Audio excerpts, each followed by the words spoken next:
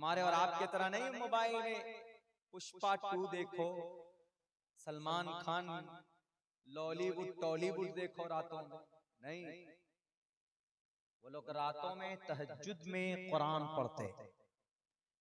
466 दिन तक जंग चली ना इसराइल में, 466 दिन में तकरीबन पता कितने हाफिज बने वहां पे? यानी जंग से पहले वो हाफिज बनने की फीसदी कम थी, रेट कम था, जैसे चल रहा है बन रहा है। लेकिन जब उनके घर तोड़ दिए गए, मस्जिद शहीद कर दी गई, उसके बाद उनका और कुरान से मोहब्बत उनका बढ़ गया।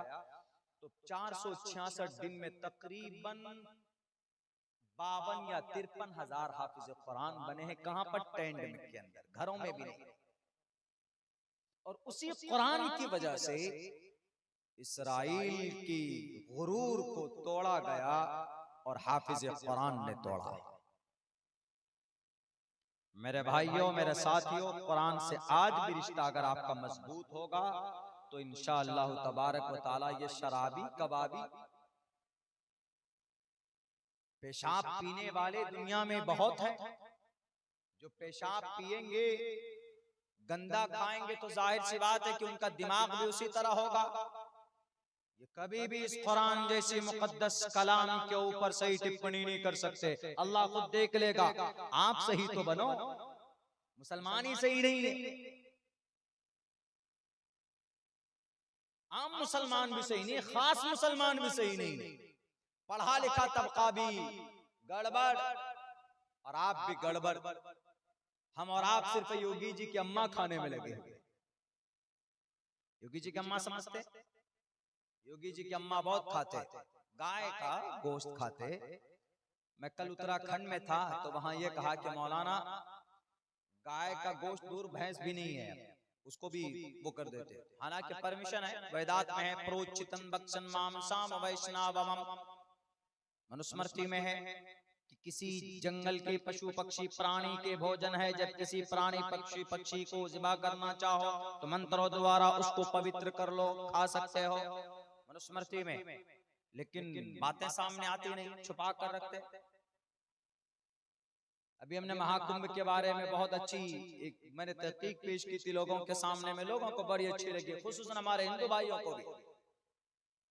महाकुंभ का मेला, शास्त्रों में जो बात है वो करेंगे नहीं, जो पौराणिक कथाओं में उसको खूब करेंगे कि जी चले जाओ महाकुंभ में, चले जाओ, गंगा स्नान कर लो, गुनाह धुल जाएंगे।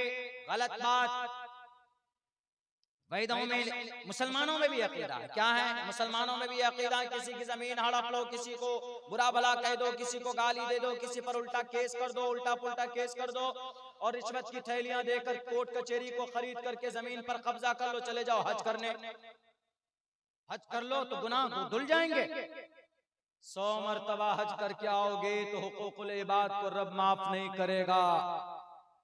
ऐसे ही हिंदू भाइयों, आपके लिए है पौराणिक कथाओं में, शास्त्रों में कहीं पर भी महाकुंभ का मेला नहीं है। पौराणिक कथाओं में ठीक है, उनका अकीदा है, मान सकते, लेकिन न ऋग्वेद में, न यजुर्वेद में, न सामवेद में, न अथर्ववेद में, सिर्फ ऋग्वेद में लफ्ज कुंभ मिलता है, लफ्ज कुंभा, विविधा गर्भम नवमिन्नी कुंभा। इंद्रजीत देवता पहाड़ों को गच्चे घड़े के तरह तोड़कर पानी लोगों के सामने लाएगा, ये तो मिलता है। लेकिन प्रयागराज के महाकुंभ शास्त्रों में नहीं है, पौराणिक कथाओं में, मतलब किस्सा कहानियों में है। ठीक है, हिंदू भाई का अकीदा है कि आप गंगा स्नान करेंगे तो पाप धुल जाएंगे, धुल सकते। लेकिन अगर आपने किसी को मारा है, आपने किसी को पीटा है, आपने किसी टोपी और दाढ़ी वाले का मर्डर किया है, आपने किसी 105 साल पुराना मदरसे को जलाया है, आपने मॉब लिंचिंग के नाम पर, मुस्लिम के नाम पर किसी को तकलीफ दी है, तो आप गंगा स्नान क्या गंगा में बैठकर रहोगे पूरी जिंदगी, तो परमात्मा तुम्हारे पापों को कभी नहीं धोएगा।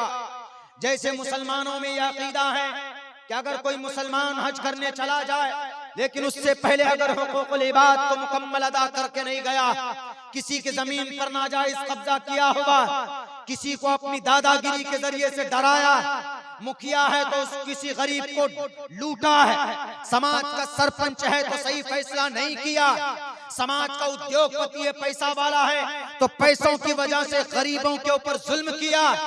वो अगर 70 मरतबा हज करने जाए, जन्नतुल बकी में भी मौत होकर वहीं मदफून हो जाए, दफन हो जाए, तब भी रब्बे जुल जलाल उसको माफ नहीं करेगा। एक मरतबा क्या 100 मरतबा हज कर ले, हुकूकुल इबाद अल्लाह कभी भी माफ नहीं करता। ऐसे ही हिंदू भाइयों, आपके ग्रंथों में अगर कोई आप साधु संत आपको कहता है तो आपको बेवकूफ बनाता है, इसलिए कि शास्त्र में साफ लिखा है, युना पिता जनिता युविधाता धामानि वैद भूनानि विश्वायु देवा नाम नाम दायक इवतम संप्रश्नम भूनायंतयन्या। साफ लिखा है कि इंसान जैसा जिंदगी में करेगा, मरने के बाद उसको वहां पर मिलेगा। किसी को गाली दी है, किसी को बुरा भला कहा है, तो ईश्वर के सामने हाजिर होगा, खड़ा होगा, ईश्वर कहेगा क्यों गाली दी थी, क्यों मारा था इसको। ईश्वर कहेगा युना पिता, वो पिता होगा कल कयामत में, महाप्रलय में। मरने के बाद वहां पर हिसाब किताब होगा। सच्ची बातें छुपाते हैं, बताते नहीं है। हमारे यहाँ तो अल्हम्दुलिल्लाह ओपन एंड शट मामला है। अभी आप शरीयत के खिलाफ कोई कदम उठाइए तो सबसे पहले एकदम हमारे उलमा पहुंचते हैं, कौम और समाज के लोग उसकी इस्लाह की कोशिश करते हैं। छुपाई नहीं जाती कोई बात, शरीयत की कोई बात छुपाई नहीं जाती। वो अलग बात है कि मुसलमान बेअमल है, लेकिन यह है कि ऐसा नहीं है आज तक कि हमारे उलमा ने कोई बात कुरान की छुपा कर रखी हो कि नहीं इस मसले को नहीं बताएंगे। सैकड़ों उलमा, 8 लाख तो हाफिज कुरान है भारत में, 8 लाख। लेकिन मुसलमानों, इतनी सही और इतनी मजबूत ग्रंथ हमारे पास होने के बावजूद भी अल्लाह तबारक व तआला की मदद नहीं आ रही है। वजह क्या है? सबसे बड़ी वजह यह है, 2 वजह से अल्लाह की मदद आती है। उन दोनों में से हम लोग दोनों में कमजोर हैं। एक ईमान बिल यकीन, हमारा ईमान अल्लाह पर मजबूत नहीं है, सिर्फ अल्लाह है बस। अल्लाह पर एतकाद हमारा कमजोर है। एक ईमान का मजबूत होना, दूसरे नंबर पर नेक अमल का होना ही जरूरी है। नमाज फर्ज है, तमाम मुसलमानों को नमाज पढ़ना चाहिए। रोजा फर्ज है तो रोजा रखना चाहिए। हज फर्ज है तो जिनके ऊपर जिनको वसात है हज करना चाहिए। ज़कात फर्ज है, जिनके अंदर वसात है ज़कात देना चाहिए। बुरे कामों से बचना चाहिए, चुगली से बचना चाहिए, गीबत से बचना चाहिए, कोरेक्ट से बचना चाहिए, सुलेसन से बचना चाहिए। कल हमने देखा, कल बताया, जहां हमारा प्रोग्राम था, उन्होंने कहा कि मौलाना यहाँ स्मैक की ड्रग वगैरह की का नशा होता है, और ऐसे वैसे नहीं, पूरे गांव के बच्चियां औरतें नशा करने लगी हैं। उस बस्ती का गांव का नाम नहीं लूंगा। उन्होंने कहा कि कभी तो ऐसा होता है कि एक लड़की को नशे की जरूरत है, स्मैक की जरूरत है, उसके पास पैसे नहीं होते तो 5 लड़के उसको लेकर जाते हैं जंगल में और उसको उनके हिसाब से नशा देते हैं, लो स्मैक, और उसके साथ बारी बारी बलात्कार करते हैं, जिना करते हैं, तब जाकर वो लोग नशे के शौक को पूरा करते। ये हालत है इस नौजवानों की, ये हालत है उम्मत मुस्लिमा की बेटियों की, ये हालत है हमारे मुस्लिम नौजवानों की। हमारा नौजवान अल्लाह के नबी की जीवनी के बारे में तो नहीं जानता। अभी पूछ लीजिए कि पुष्पा 2 ने कई करोड़ रुपए कमाया, तो अभी on the tip of the tongue फौरन बोलेंगे मौलाना 300 करोड़ रुपए कमाया। इनसे पूछ लीजिए कि अल्लाह के नबी कितने दिन दुनिया में जिंदा रहे, अभी नानी मर जाएगी उनकी। इनसे पूछिए कि सलमान खान के भाई का नाम क्या है, अभी बता देंगे। आप इनसे पूछिए कि मोहम्मद रसूलुल्लाह सल्लल्लाहु अलैहि वसल्लम के बेटे का नाम क्या है, कयामत की सुबह तक नहीं बता पाएंगे। अभी इनसे पूछ लीजिए कि भारत के अंदर सबसे बड़ा मेगा स्टार कौन है, अभी बता देंगे आपको। ये वैसे नहीं तो गूगली कर लेंगे फौरन, उससे बता देंगे। लेकिन आपसे पूछ, इन नौजवानों से पूछ लीजिए कि कुरान करीम में कितने पारे होते, और कुरान करीम में कुरान करीम में कितनी सूरतें, कुरान करीम में कितने अल्फाज हैं, हमारे नौजवान नहीं बता पाएंगे। जब आपको आपके कुरान से मोहब्बत नहीं, जब आप अपने नबी के बारे में नहीं जानते, जब आप नमाज के बारे में नहीं जानते, जब आप वजू के फराइज के बारे में नहीं जानते, जब आप गुस्ल के फराइज के बारे में नहीं जानते, तो मेरे भाइयों तो ऐसे ही जालिम जुल्म करता रहेगा। अल्लाह की तरफ से कोई मदद और कोई नुसरत नहीं आएगी। जंगे बद्र में अल्लाह की मदद आई थी, लेकिन 313 सहाबा थे। अल्लाह तबारक व तआला की मदद गजा पट्टी में आई, वहां पर हाफिज कुरान थे जो रातों को मोबाइल नहीं, जो हमारा नौजवान रातों को मोबाइल देखता है, वहां अल्लाह की मदद आई, लेकिन वहां पर हाफिज कुरान है, सर पे कफन बांधकर कुरान करीम हाथ में लेकर रातों को तिलावत करते। वहां के चीफ आर्मी ने कहा, इसराइल के चीफ आर्मी ने कहा कि जरा पता तो लगाओ क्या ये लोग हर दूसरे दिन ताजा दम होकर बंदूक संदूक लेकर आ जाते, जरा देखो तो ये रात में कौन सी ट्रेनिंग लेते हैं, रात में कौन इनको ट्रेन करता है, या कौन मोटिवेशनल स्पीकर है इनका, यानी कौन इनको उत्साह, इनकी हिम्मत बढ़ाता है, देखो तो जरा।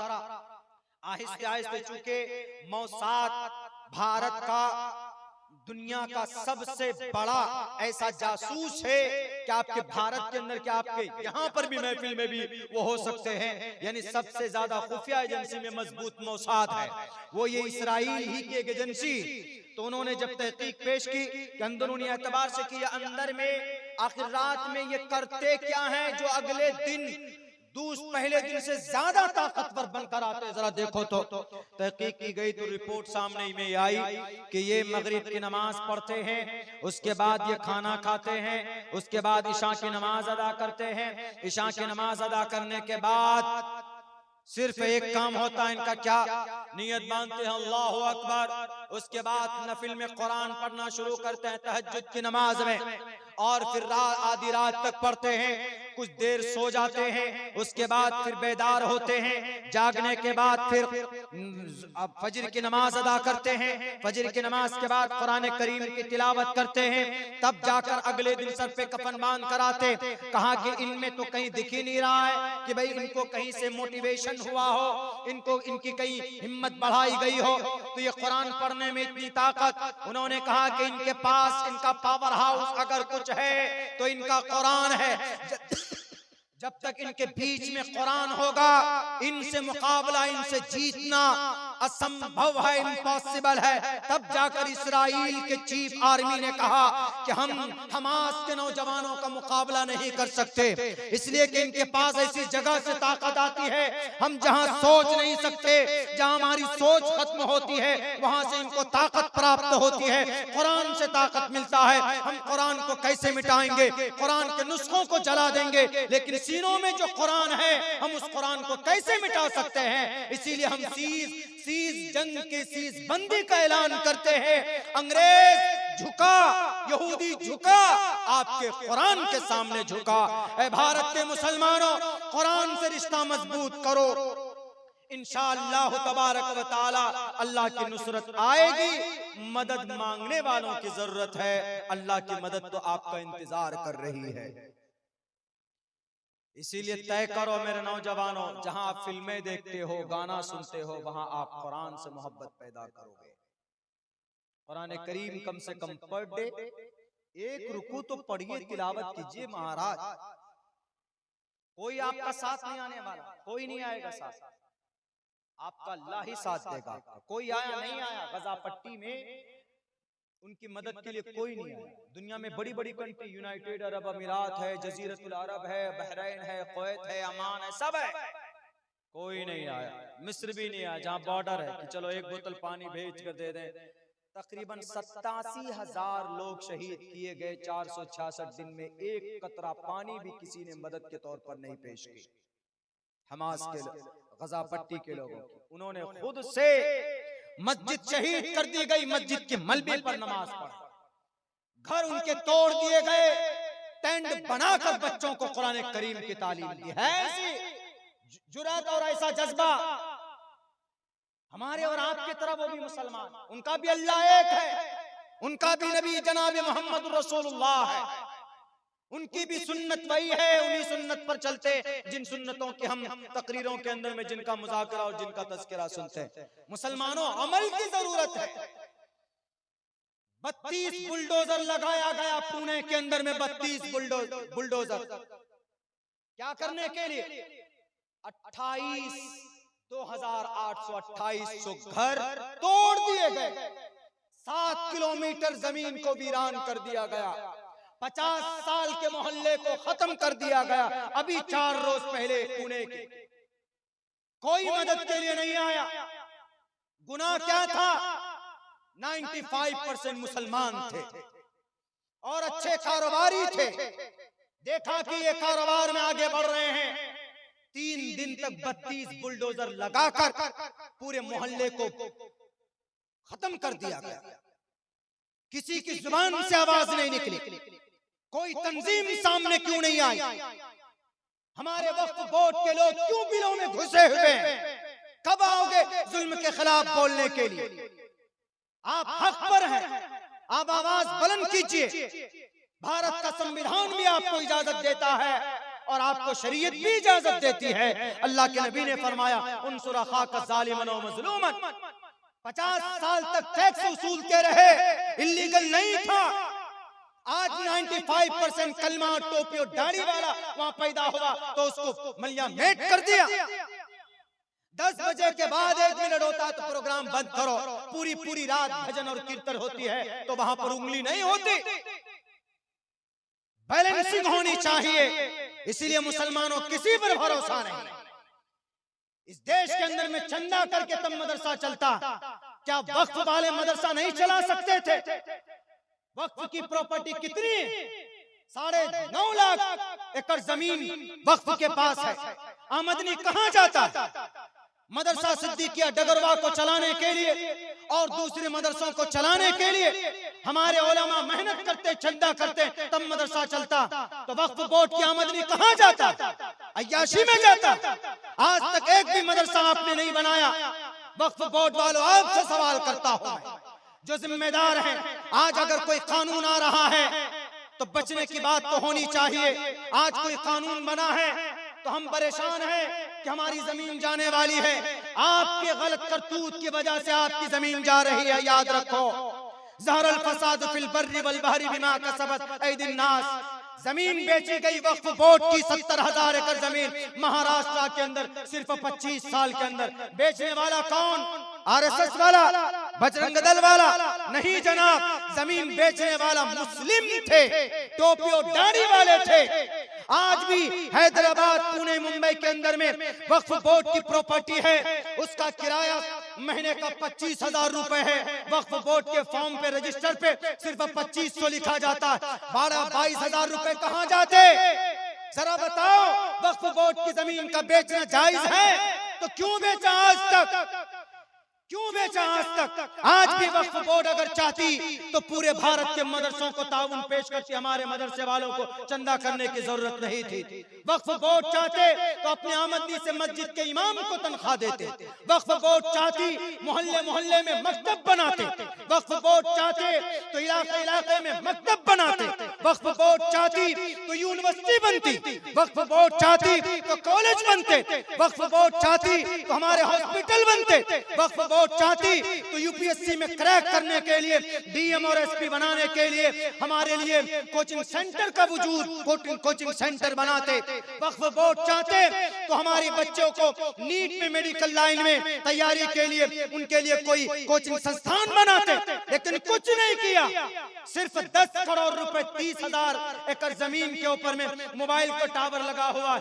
10 सालाना 10 करोड़ रुपए सिर्फ सुबह महाराष्ट्र में आता है। अगर पूरे भारत में 4.5 लाख एकड़ जमीन रजिस्टर्ड है बाज़ाब्ता वक्फ बोर्ड में, अगर इनमें से 1 लाख एकड़ जमीन भी किराए पर अगर इस्तेमाल हो रहा है तो अंदाजा लगा लीजिए कि कम से कम 50 बल्कि 100 करोड़ रुपए सालाना। ये 100 करोड़ रुपए किस लिए है? शराब पीने के लिए। या फिर फॉर्च्यूनर गाड़ी में घूमने के लिए, बल्कि ये वक्फ बोर्ड की जमीन होती है गरीबों की मदद के लिए, वक्फ बोर्ड की जमीन होती है लोगों की ताउन के लिए। आज बेटियां मुर्तद हो रही है। भिवंडी की एक बेटी मुर्तद हुई, उससे पूछा गया क्यों मुर्तद हुई, उन्होंने कहा कि गुर्बत की वजह से। आज वक्फ बोर्ड वालों के पास मुर्तद होने, गुर्बत की वजह से मुर्तद होने वाली बच्ची का लिस्ट क्यों नहीं उनके पास? गरीबी के लिए, गरीबी से तंग आकर जो ईमान का सौदा करते हैं, उनका डेटा उनके पास क्यों नहीं है? मेरे भाइयों, बहुत सारे सवालात। हमारे ही बदअमली की वजह से अल्लाह जालिमों को मुसल्लत करता है, बस इतना समझ लीजिए। वरना पहले जमाने में वक्फ बोर्ड की जायदाद से आमदनी से मदरसे चलते थे। इमाम अबू हनीफा के 65 मदरसे चलते थे। किनसे? चंदा नहीं होता था पहले, वक्फ बोर्ड यानी उस वक्त बैतुल माल था। आज तो कुछ भी नहीं। आज तो यहाँ कोई लुट जाए, मिट जाए, अपना सीमांचल है। मैं जब आता हूँ, आपको यकीन नहीं होगा, रात में जहाँ था प्रोग्राम में, वहां मुसाफे में यानी अल्लाह ने उनको इतना खुशहाल किया है। देख लीजिए, हम कंपेयर करते वहां के और अपने लोगों में, यहाँ के लोगों में, हालांकि उनसे ज्यादा मेहनती आप हैं। मुसाफे में अंदाजा नहीं लगाएंगे, आपके 28,000 रुपए मेरे मुसाफे में आ गए। मुसाफे में, बाकी जो नजराना वगैरह देते वो अलग है। हजरत दुआ की दरखास्त है, हजरत दुआ कीजिएगा, हजरत दुआ, ये है, खुशहाल है। हालांकि इतने मेहनती नहीं जितने आप हैं। गरीबी है, गुर्बत है।